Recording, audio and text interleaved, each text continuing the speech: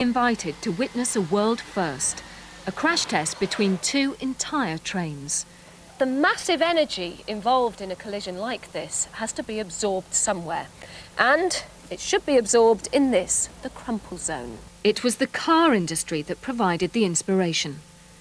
Crumple zones have been around in cars for almost 30 years. They absorb the energy of a crash, sacrificing the car body for the safety of the passengers. Request authority to proceed, please. Over. The engineers hope that there'll be no serious derailment. Now! She gone? That the carriages won't ride over one another, and that this bit, where the passengers sit, will remain undamaged. And that's essentially because the energy of the collision will be absorbed all the way down the train, not just at the front.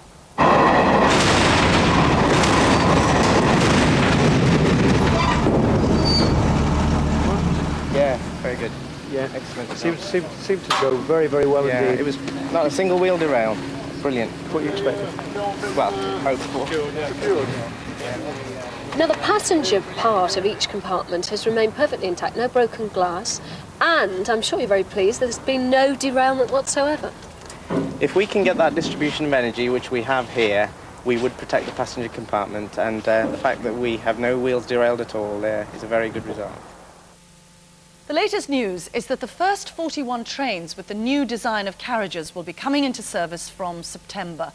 Unfortunately, that still means less than 5% of passenger trains will have crumple zones.